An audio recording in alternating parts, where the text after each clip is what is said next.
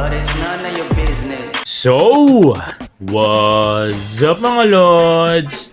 Muli na nagbabalik ang inyong PBA Chismis para nga magbigay ng PBA updates. Matinting balasahan sa Ginebra. Daming mawawala. May magbabalik sa Magnolia. Kapansi-pansin na pagtamlay nitong Ginebra matapos magkampiyon last January 15, 2023. Game 7 kontra guest team na Bay Area Dragon na ginanap nga sa Philippine Arena, bayan ng Bulacan, na dinaluhan ng 54,589 PBA fans. Take over nga itong si Justin Brownlee mga lods na kumamada ng 34 points at 12 assists. At sa paglipas ng panahon niya mga lods ay naging mailap na sa Ginebra ang kampyonado, kahit pa paulit-ulit nilang inuhugot bilang import itong ating naturalized player na si Justin Brownlee. Nakita na din na pagbaba ng level ng laro itong si Justin Brownlee mga lods. Big factor na rin talaga ang kanyang edad. Dagdag pa nga dito mga lods ay tinamaan din na sakit ang kanilang pangunahing point guard na si L.A. Tenorio. Sa awa ng Diyos nga mga lods ay milagrong gumaling sa sakit na cancer. Naging malaking dahilan din mga lods kung bakit naging mailap ang kampinado sa Ginebra.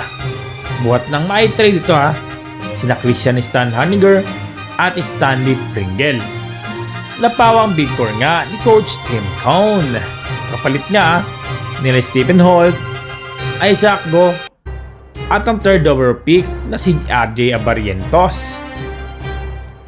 Talagang malaking pinagbago ng laruan itong Ginebra mga lods buhat nang mawala itong sila Pringle at Stan Haniger sa talagang nakitaan mo ng leadership sa loob nga ng court. Kaya naman mga lods ay balita natin na magkakaroon di umano ng major na balasahan itong Ginebra at sasalain di umano ang lineup ng crowd favorite.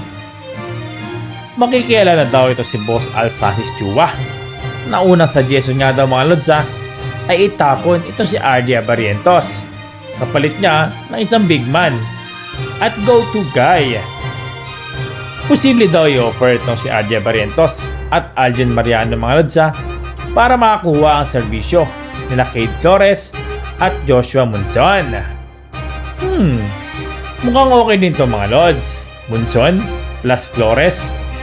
At isa pang balita mga lods na itatapon na daw ito sila Jeremiah Gray at Maverick Ahan Misi.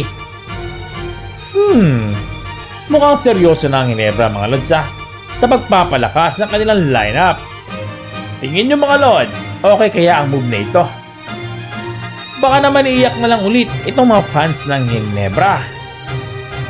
Comment nyo lods at ating babasahin yan. Usap-usapan niya ngayon mga lods sa social media ang pagtalaga kay L.A. Tenorio bilang kanilang bagong head coach ng Magnolia Chicken Templados. Minsan ko na rito na itampok mga lods sa aking vlog.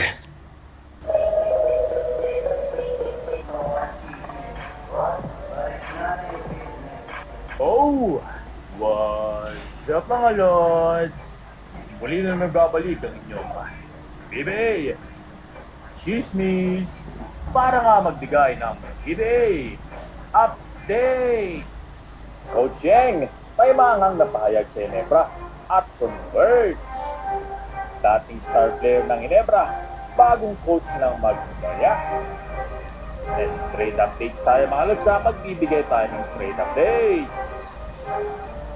Ayon nga sa ating nasagat na chismis mga lods ay iluluplok din umano itong si L.A. Tenorio para maging head coach ng Magnolia.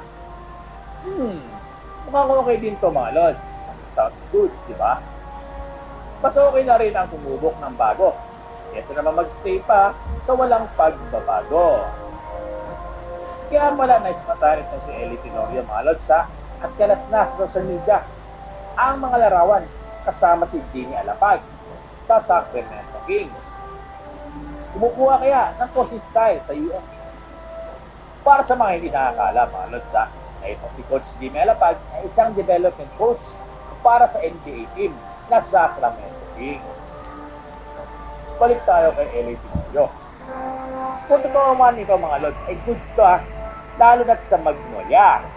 Imagine, ang head coach mo ay si LA Tinorio. Papalitan ni Tinorio itong si former head coach Chito Victolero na nagsilbi sa Magnolia ng 9 na taon. Hindi na rin kagulat-gulat mga Lods ang pagsibak kay Victolero dahil nga sa tinatakbo ng team. At napasakit pa nga nito mga Lods, nabigyan niya sila ng moniker na Intro Boys. Meaning, napakalakas sa elimination round. Pero pagdating nga sa playoffs, biglang nanghihina. Dahilan para malaglag at magpuntang Boracay mga Lods. Kung tutusin, okay din naman si Chito Victolero 2016 na maging head coach ito na Magnolia. Sa loob ng 9 years nito sa team, ay nabigyan naman niya ng isang championship trophy, ang Koponan noong 2018. At mahiram pa bilang PBA Coach of the Year. Sa bagong yugto nitong Magnolia, ay panibagong culture nga ang kanilang mararamdaman. Si Teniente na kaya ang magbibigay sigla ng Magnolia? Well, bigyan natin ng chance mga Lods ang former Gilas Cadet. Si LA Tinorio ay 4th pick noong 2016 PBA Draft na hinugot niya nitong SFB. Meron din siyang 8 champions, 1 Best Player of the Conference, at 4 PBA Finals MVP. Napakaganda talaga ng resume ni Teniente mga Lods. Bonus pa, si Coach Tincon lang naman ang kanyang kasama. Kaya sa bagong era nito Magnolia mga Lods, ay expect natin ang pagbabago ng koponan. From the staff, especially sa mga players. Kaya naman mga Lods ay napabalita ang paghugot daw kay Pinoy Sakuragi bilang assistant coach ng Magnolia.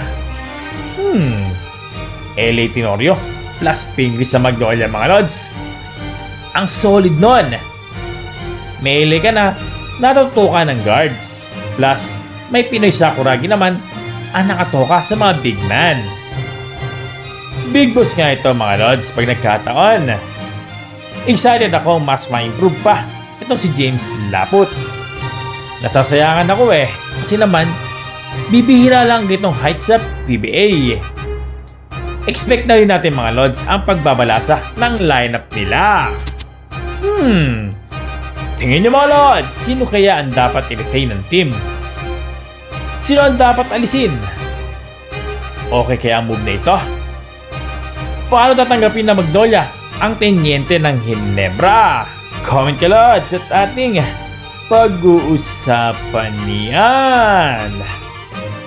So mga Lods, hanggang dito na lang Maraming salamat. Bye-bye.